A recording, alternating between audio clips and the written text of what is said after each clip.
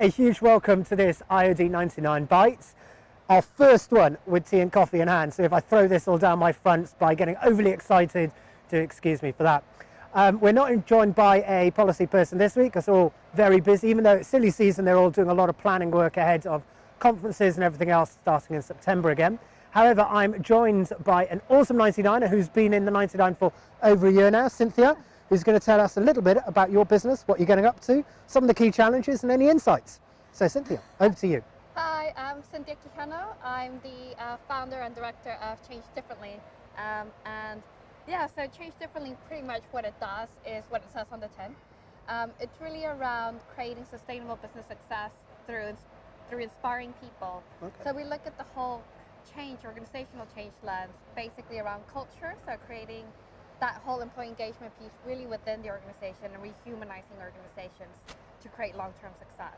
Okay, and what's do you deal with M&A areas where businesses come together, or is it new teams or new directors, or right from a founding start when they start to grow their teams, especially growing it rapidly? So most of the work I've been involved in has been either startups that are a bit more at that scaling phase, so when they're actually looking to grow, because that's when they start facing a lot more challenges around culture. And besides that, all the change projects I've been involved in have been quite varied, from very IT specific change, so new CRM systems, new systems within the organizations, to re-engineering of processes, to more of the really deep culture change. So it's been quite a nice variety. So you do get things like M&As in there as well. But it's something that has come up within 99 events. When I've been talking to 99ers quite a bit, is that when they are, in the best sense of the word, entrepreneurs must probably not the best HRDs and might not have had to deal with that before. And they're suddenly in a business which is, if they're lucky, growing very rapidly, quite quickly. They're bringing on staff. They've got all that team dynamic issue. They're starting to play far more of a HR role. How do you deal with a founder where you're trying to tell them, look, you kind of need to do it in this way and you need to get these systems in place? Is it easy? Is it pushing against an open door, or is it challenging sometimes? It's a bit of both. So what I've seen is with startups, sometimes it's easier if they have quite a nice culture earlier on. So the founder is quite people-centered from the beginning. So thinking about, and this is obviously not a startup at all anymore, but Richard Branson and his philosophy around like employees first, customers second, and then stakeholders. With companies that work like that are really purpose-led, it's a lot easier because they kind of already know it. It's just now, how do I do it with such a bigger group, or how do I do it while we're having a lot more customers and a lot more external pressure? So they're still very interested and don't mind taking a bit of a step back to look forward. Where it gets really tricky is where they haven't really put that in place from day one. So where they've been very much, let's grow this business, let's not really care how we do it, let's just do it. And they have probably seen quite a lot of success in the short term, but it is really unsustainable as a business. So, and their staff turnover will be massive if they don't have those systems in place, won't it? Yeah, or they start getting a lot of issues. So I was working with a client who didn't really have a lot of the actual, like even admin processes in place, but they had just been on the sales growth and sales growth and sales growth. And eventually, it doesn't really matter how many customers you have if you don't have some of your basics. It all starts tumbling down.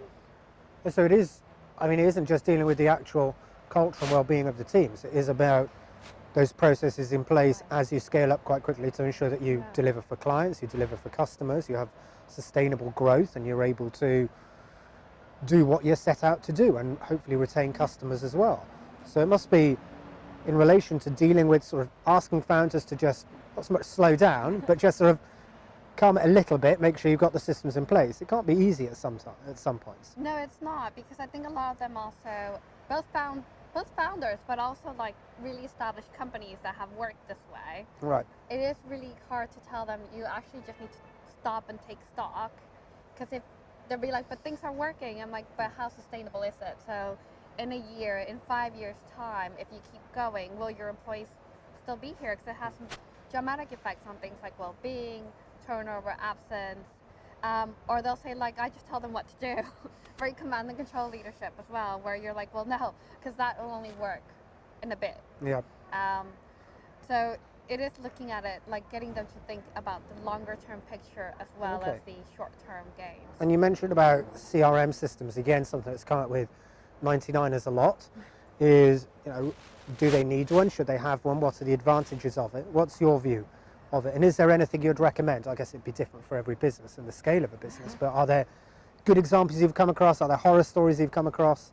I think every business needs a CRM system, whether that's an Excel spreadsheet, which is my current one, or whether you have something a bit more sophisticated and bespoke. Yeah. It does really depend on the business.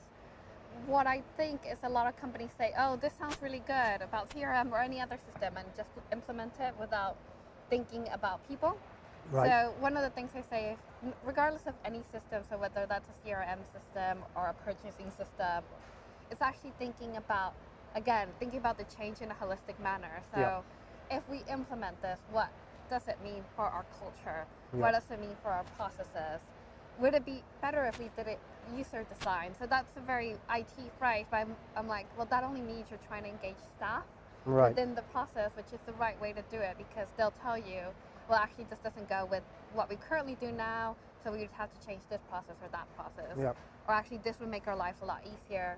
Or if we have a CRM system, can it give us this or that information that'll make work a lot slicker and a lot smoother? So it's all about, I guess our point of change differently, is all about doing things well.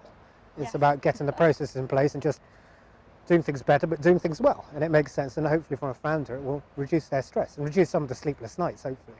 Yes, and it's about taking people with you along the journey, because the more people are really engaged and committed with the organization, they will do, I'm not going to say almost anything, but they will do like a lot for the organization and the vision and the purpose of it. And you hear a lot of, obviously you've mentioned recruitment, retention. If you don't have an engaged workforce, increase in absenteeism, reduction in productivity, staff turnover. I mean, what was the stat I heard a couple of weeks ago whereby Gen Z, so you're sort of 18 to 25-year-olds now, can be moving job every 9 to 12 months, which for a founder of a business is really scary, because you're trying to train people up and then they usually go off to a competitor or something, right? So bringing them, as you say, on that journey is not only right thing to do, but it's of critical importance to your business, isn't it? Yeah, so with some of the research that's been going on with Engage for Success, and that's probably a good movement to kind of mention within this, is that the actual stats around employee engagement, if you don't look at it, it's £28 billion that you're leaving on the table. Good God. So no business really wants to leave that amount of money on the table. And it stems from, like you said, like turnover, but even like really bottom line results. Good God. So it really is about doing things better and doing things well. So if you've been a member of the ID99 for over a year now, you've met a lot of 99ers.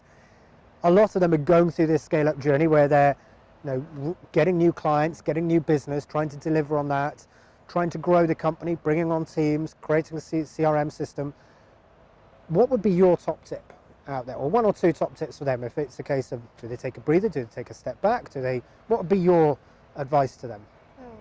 I would say take time to look ahead. So take time to say, okay, this is my 1 year goal, but what is it do I want my business to look like in 5 years? Yep. How do I want it to feel? How do I want everything within that organization to look and feel and be like? Because I think if you keep that really big vision in mind, you will keep making decisions not just with the short term, but with the long term in mind. And the why. So why are you in this business? What is it that drives you in that passion? Because that will keep your energy and momentum going as a founder. Fantastic. Otherwise, it's so easy to give up. Yeah, no, it really is. And I think so it is a case of having that sort of 2, 3, 5 year plan, but making sure that that is embedded in relation to where you want the business to go and the type of business you are creating. Yeah. And obviously getting involved with people like you to tell them this is what you need to be thinking of, and giving them that chance to step away for a little bit and just see it from the outside and what it means and why they need to be thinking about these areas. So, I mean, that's great. Thank you so much. And Engage for Success, can you just tell us a little bit more around this initiative? So it's a UK movement. Right. It's a not-for-profit organization, and basically a lot of practitioners, whether they're independent consultants or they're part of organizations, right, volunteer their very little extra time that we all have to create thought leadership within the realms of employee engagement, because they believe that that's a value in the UK that's kind of missing in business. Yep. So we're getting more involved in regards to politics as well. So right. In regards to kind of thinking about like I'm actually going to be chairing one of the groups that is all about Brexit and what that means for employee Fantastic. engagement within Europe.